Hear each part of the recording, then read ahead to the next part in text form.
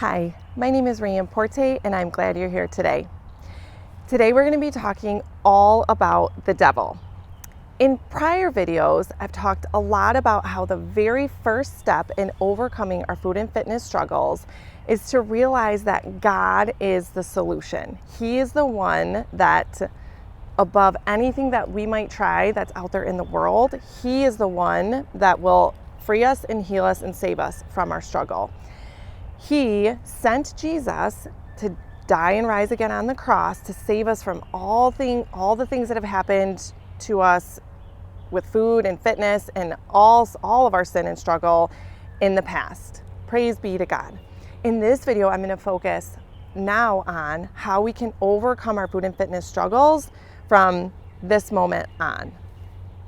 So when we struggle with chronic dieting, over-exercising, losing and gaining weight, under-eating, overeating, restricting and binging, the world wants us to think that those are external, because they're external behaviors, that the solution is external. Here's a diet plan, here's a workout plan.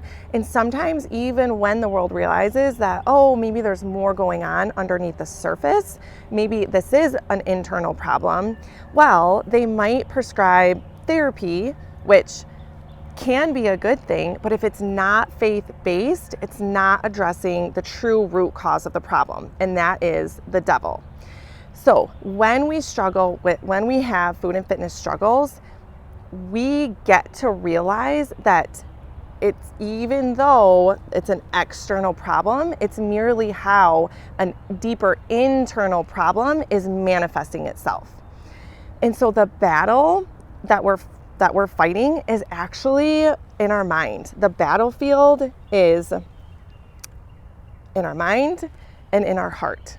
And who is it against? It's against the devil. So the very first step in fighting this battle against the devil is to think about what we think about. So if you were to ask me back in my food and fitness struggles what I thought about in a given day, of course I would have said, well, food and working out, like, duh, okay, let's move on. Just tell me what I need to eat so I can stop having all this frustration and overwhelm. And I had to just slow down and think about how I thought about those things. And I had to think not only about what my thoughts were around food and fitness and my body, but I also had to think about what did I think about who I was and who God was. And what I discovered is that when it came to my body, food, fitness, and my circumstances, my thoughts were either rooted in pride or in shame. My thoughts were either, great job, Rayanne, you ate so good today, you got your workout in, the scale is your friend today, you're probably gonna get some compliments today, this is how everybody says I'm supposed to be eating, yay, hooray. Or they were the exact opposite. I can't believe you ate that today, Rayanne. You missed your workout again. You have this event coming up. What is everybody going to think about you? I can't believe the scale says that, and on and on and on. And when it comes to these things, God does not intend pride or shame to be in these things at all. And that is how you know that the devil is trying to he's trying to get a foothold in your life. And at the end of the day, when rubber meets the road, I realized that I had all these thoughts about food, fitness, my body, my circumstances, but my thoughts around God, I had been a Christian my whole life and I knew what I believed, but I didn't really have a lot of thoughts about God. I was so busy thinking about all these other things that in a given day, my thoughts didn't really land on God and who He was and who He's made me to be. And so at the end of it, I learned that that the devil was telling me a big giant lie, that my worth was in all of this stuff that I was so focused on. And he didn't want me to realize the truth that my worth is really in God and who He's created me to be. The fact that He is my creator, I am a child of Him, I was fearfully and wonderfully made by Him, and that I don't have to focus on all of these things, because once I focus on Him, He will help me figure out all of this stuff, right? It says seek him first and all will be given to you. So once I shift my focus on the truth, once I replace these lies and get them out and replace them with the truth, then naturally what will happen is my thoughts will change, my beliefs will change, and then my actions will change. So now let me give a brief analogy to help drive home this point about the devil and him being behind and at the root cause of our food and fitness struggles.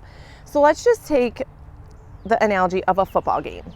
Let's say you're a player in a football game and you fall down and you scrape your knee.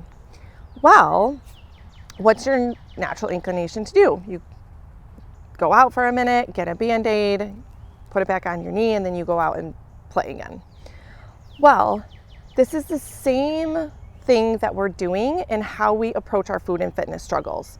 We think that when we got knocked down out there, all we got was a scrape on our knee. So we slap a Band-Aid on it. We slap a diet plan, a workout plan on it, or maybe we try some therapy that is not faith-based, thinking that all of these things are going to solve our problem of a scraped knee. But what we don't realize is that when we got knocked down, we actually got a concussion. So we're trying to solve a problem, but there's a huge, deeper problem that we don't even know about. That's the real true problem.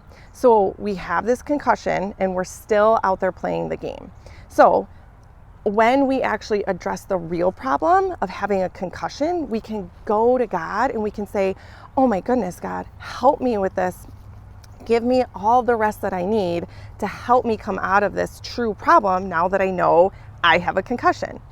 Well, not only that, but if we take this analogy a step further, we can see that in this analogy of a football game, when we are out there playing on the field and we keep getting knocked down, the opponent is the devil and he keeps knocking us down. And we're out there floundering saying, oh my goodness, why do I feel like my food and fitness problems keep knocking me down? And it's the devil trying to get at us with this struggle. And what we don't realize is we can completely come out of the game altogether. We can pull ourselves out of the game and we can sit on the sidelines. And why is that? It's because that God already has won the game. When Jesus died on the cross and rose again, he overcame sin. He beat the battle against the devil.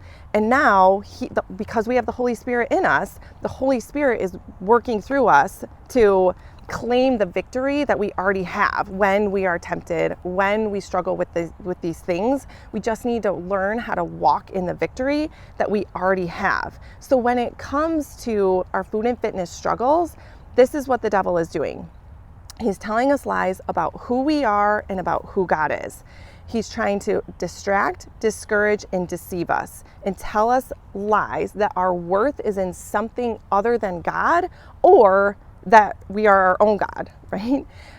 And so when we realize our worth is in God, completely changes the whole thing. Secondly, he's telling us lies about who God is. He's telling us lies that God doesn't care, God can't solve our problems, God is absent in our life. And again, all of those are lies. And so when we start to realize God's truth, that's immediately when we realize, oh, devil's knocked me down, I can get back up and walk right off the field and stand on the security that God has already won the game and that this is who I am in him and this is who my God is. So I hope this video encourages you. I hope that it helps you look at our food and fitness struggles in a different way. Next week, we'll continue to talk about these amazing and beautiful truths that God has given us in his Bible in his word, when it comes to who we are, who he is, and the role that food, fitness, and our body play in our life. Thanks for tuning in today. Have a great week.